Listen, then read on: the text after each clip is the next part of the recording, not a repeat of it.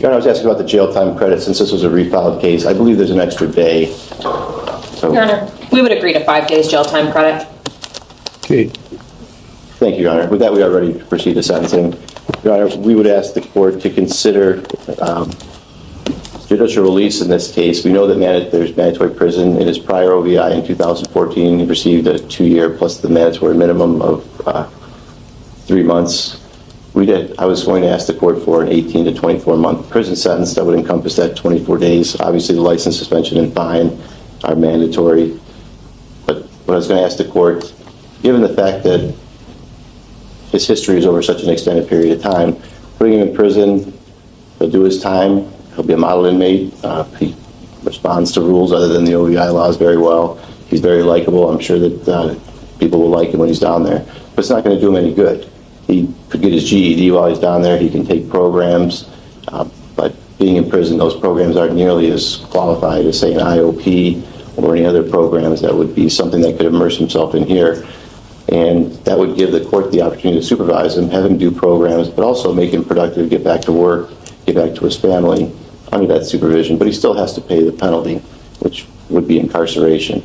So I propose that to you. If the court were thinking 2 to 2.5 years, or what the court was thinking, extend the prison time so that he would have more time hanging over his head, but consider giving him judicial release after 12 months or so, whatever the court would deem fit. And that way you could tailor a community control sanction package that would rehabilitate him much more sufficiently, or put in certain rules in place that will help him and protect the public rather than just pause everything. Dennis is a very likable guy. Unfortunately, he put himself in this predicament, and he did finally come clean after everything was said and done. But at this point, I think that him rehabilitating himself is the most important thing in Dennis's mind, so that he doesn't put himself back in this jackpot, because he will be getting out. He's taken steps in his life to ensure that his family, the hardship on them is minimized. But he does have the opportunity when he gets out, so that he will be back at work in another good job, being the yard supervisor for the construction company. And with those things being said, even though recidivism is obviously a problem, just letting him languish in prison doesn't really serve much purpose other than just to pause his interaction with society. Thank you, Your Honor. We had a trial on just 3 charges, right? Yes, Your Honor. It was count 1, the A1A count, and then count 4 was renumbered to count 2, so that should be the refusal count, and count 5 is renumbered to count 3, that's the misdemeanor count. Okay. That's the failure to comply, 6 months or 6 points. Failure to stop. Yes, and it carries a mandatory license suspension also. So 1 and 2 do not merge? Your Honor, we would elect to proceed on count 2. All right. So we're proceeding on counts 2 and 3.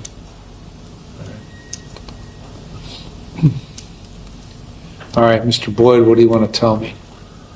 Well, Your Honor, I just would like to apologize to everybody involved. I am truly sorry for it. I made a terrible decision that afternoon to have a few drinks after we got done working.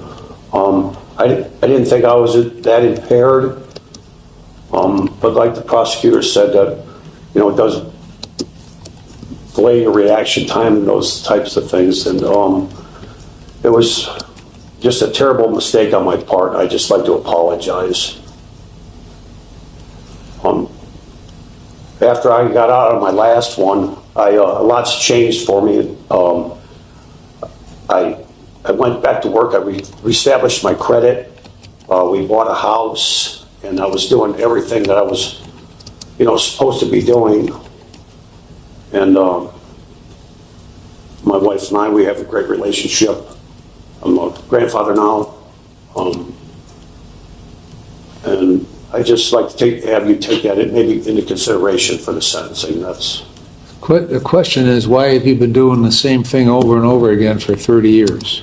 Sir, when I was younger, I honestly believe I was just I felt entitled to be able to stop and have some drinks after work with the guys on occasion, and I realized it was a huge mistake. That I stopped doing.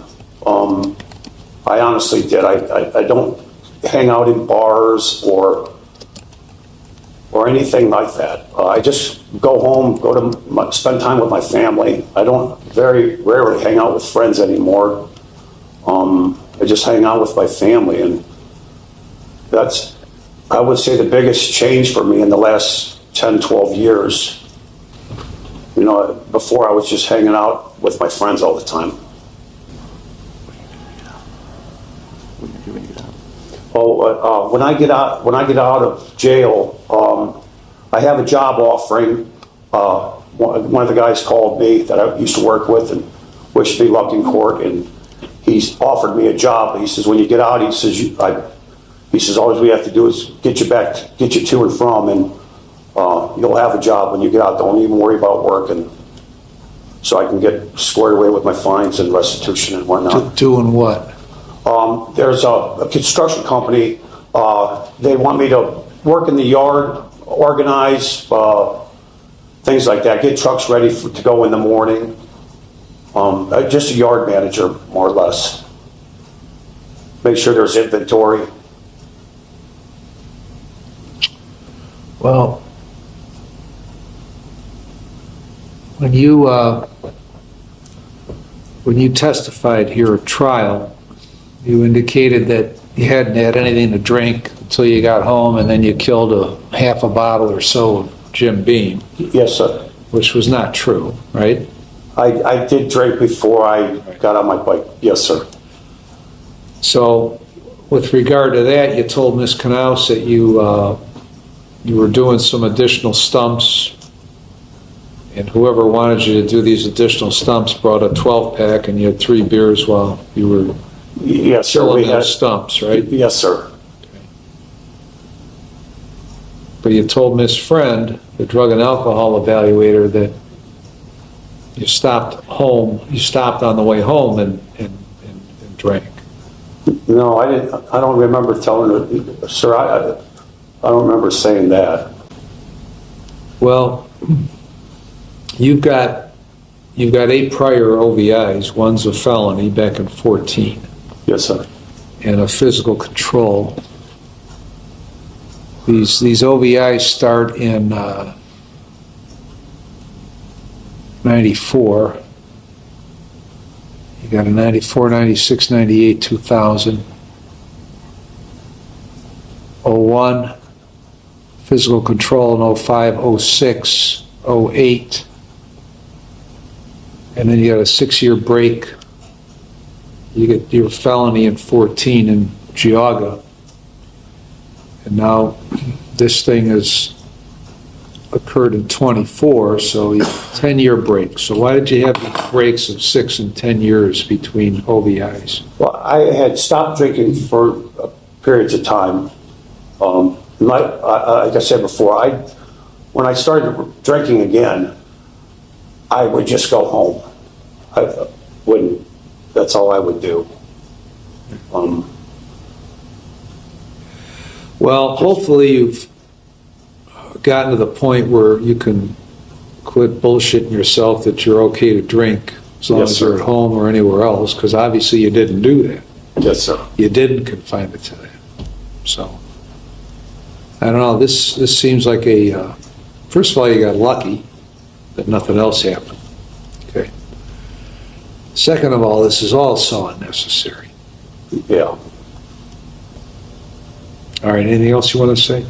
I'd just like to apologize again. That's all, Your Honor. All right, Ms. Tuttle? Thank you, Your Honor. The state would request that the court impose a mandatory prison term here as is required by law. The mandatory minimum here would be 120 days of prison on count 2. The state would also request a mandatory fine of between $1,350 and $10,500. Mandatory drug and alcohol programming, a license suspension of at least 3 years to life, and the defendant to forfeit the motorcycle that was registered to him at the time that this incident occurred. It's clear that the defendant has a long history of committing these offenses, as the court has outlined. We would additionally ask the court to impose a sentence on the misdemeanor offense concurrent to whatever the sentence is on the felony OVI. Thank you. All All right, I've reviewed the pre-sentence report, the drug and alcohol evaluation.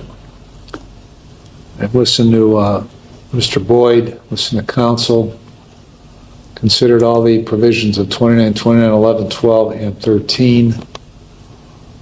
And as Ms. Tuttle indicated, this is a mandatory prison case because of the nature of the history here. And so on count 2, I'm going to impose a prison sentence of 54 months with credit for 5 days. Impose a mandatory fine of $1,350. You're to undergo mandatory drug and alcohol treatment. I'm going to suspend your driver's license for 5 years and order the forfeiture of the motor vehicle or the motorcycle. And on count 3, I'm going to impose a jail sentence of 180 days, which by law is concurrent to count 2. Anything further, Ms. Tuttle? No, Your Honor. Mr. Deeb? Do you have to impose a license suspension on the failure to comply? Or not, the leaving the scene? I have no idea. I know it carries a mandatory suspension, that's why I was wondering. I think you have to order it. I believe it's a minimum of 6 months. Okay, 6 months. Nothing further, Your Honor. All right. All rise.